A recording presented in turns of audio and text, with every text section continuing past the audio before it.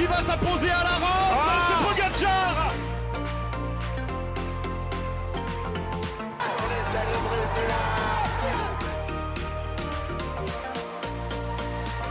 Julien Alaphilippe, champion du monde.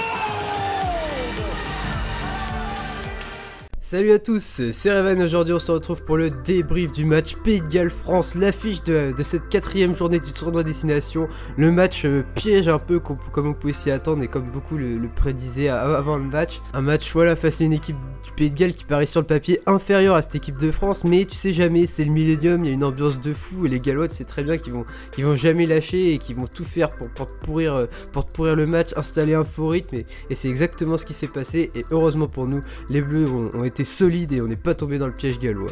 Alors on va d'abord revenir sur ce qui s'est passé pendant la rencontre, une rencontre vraiment hachée, il n'y avait pas un gros rythme et il y avait beaucoup de phases devant, de toute façon ça s'est joué devant la plupart du temps, deux gros défenses de chaque côté et l'entame du match a été plutôt parfaite côté bleu, on récupère une pénalité, derrière on en prend une un peu bête, c'est dommage, et ensuite on a une super action qui aboutit à un essai d'Anthony Jelonch en bout de ligne, vraiment les fixations sont parfaites, la course de Jaminet est superbe, il fixe parfaitement le dernier défenseur gallois et Jelonch veut aplatir.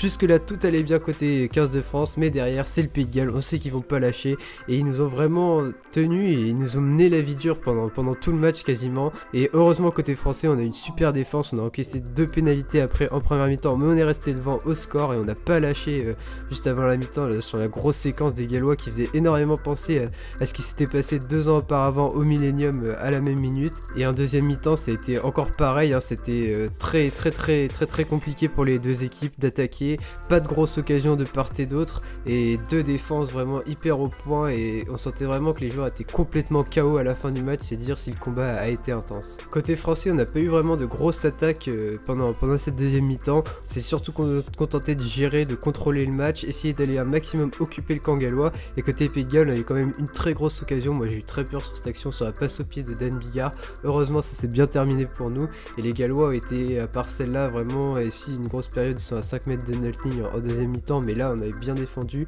on n'a pas senti vraiment les Bleus ultra en danger, c'était juste que vraiment on se dit c'est pas sur une action quand tu vois Rhys Samit se lancer à pleine vitesse, tu sais jamais ce qui peut se passer, mais bon à part ça je trouve qu'on a été hyper en place et la victoire est totalement logique pour les Bleus. On va maintenant passer à mes tops et à mes flops de la rencontre. Alors du côté des flops côté 15 de France, on avait encore une fois les ballons hauts, c'est un problème récurrent côté 15 de France depuis le début du tournoi et même sur plusieurs années maintenant. Après là ce qui est vraiment compliqué c'est qu'en face t'as Liam Williams, t'as Dan Bigard qui est peut-être le meilleur tireur pour taper des chandelles dans le rugby mondial, et Liam Williams c'est tellement fort en l'air, il est hyper grand, il a un timing de fou et vraiment je pense qu'il n'y a pas grand monde qui arriverait à prendre Liam Williams dans ce domaine. Mais bon, c'est quand même un problème assez récurrent côté 15 de France. On a essayé un peu de gêner les Gallois, mais l'arbitre a bien vu et il a sifflé les écrans à chaque fois quand il fallait. Donc voilà, c'est à travailler. De toute façon, il n'y a pas de secret là-dessus. Faut en faire.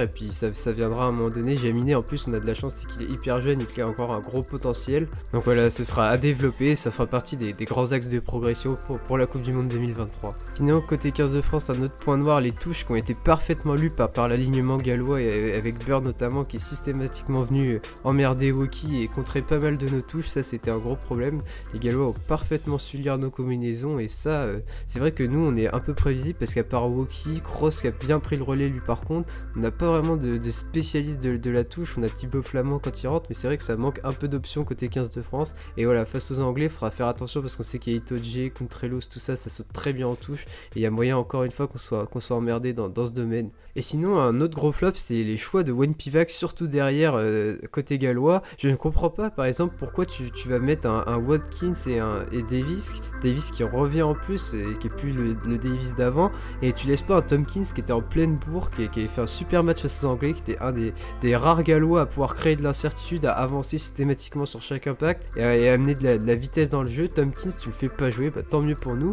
surtout qu'en plus Watkins, moi je vois pas du tout ce qu'il a envie à Tompkins. Watkins c'est pas un joueur extraordinaire, ok, c'est un bon soldat, il se bat, il est là en défense, mais offensivement il a rien d'extraordinaire.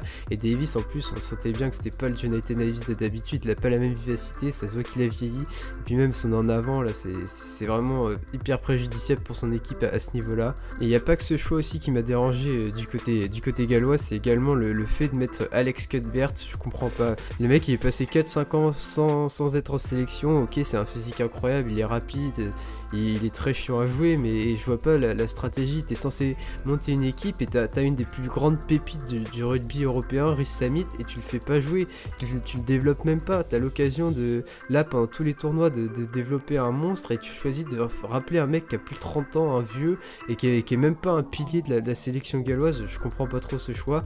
Et même sinon pour parler du match, Josh Adams, j'ai trouvé qu'il avait pas eu un impact extraordinaire. Je trouve qu'il a pas été à la hauteur du rendez-vous, il a pas créé d'incertitude derrière, il nous a pas mis en difficulté. Et même de toute façon quand il a été replacé en centre, pour moi ça a jamais été un centre. Josh Adams, chaque fois qu'il a joué en centre ça a été toujours très compliqué.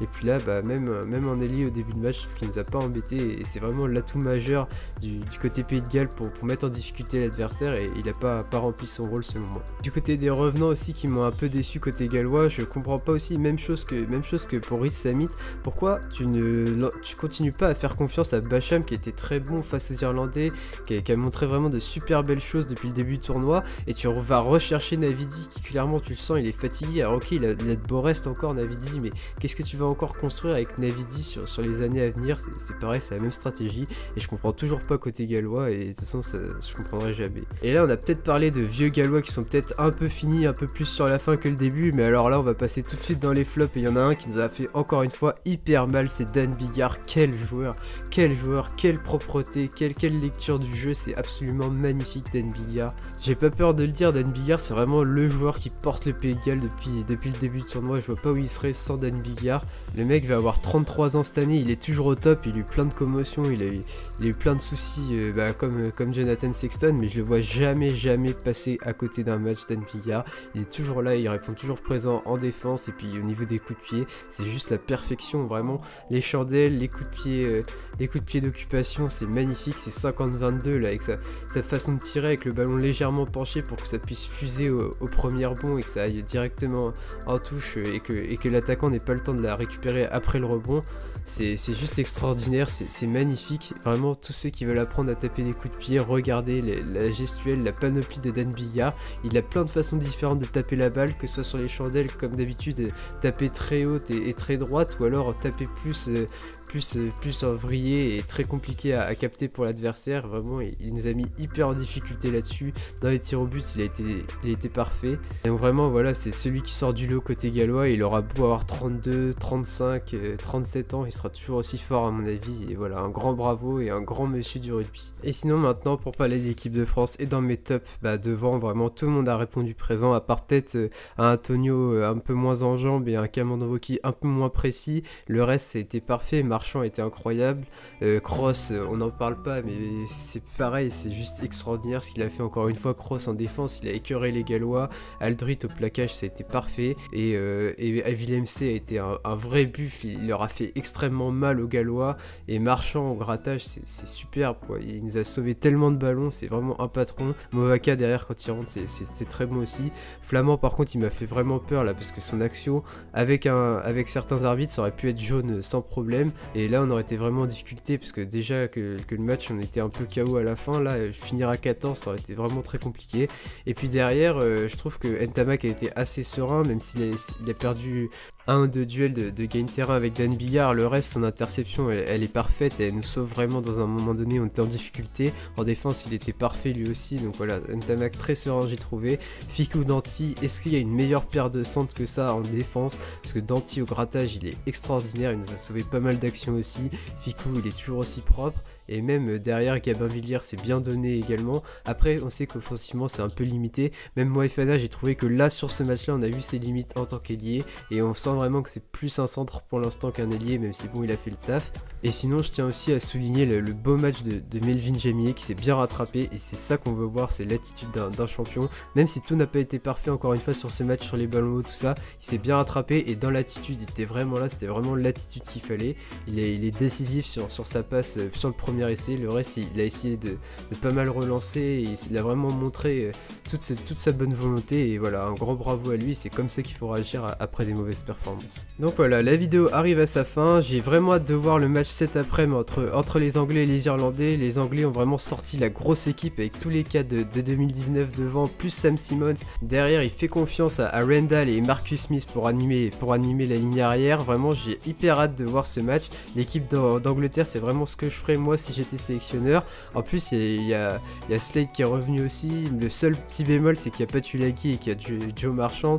Et Joe Marchand, on peut trouver que c'est un bon joueur, mais quand même par rapport à Tulagi c'est vraiment un joueur assez hors du commun quand il est concentré sur le rugby et qu'il est à 100%.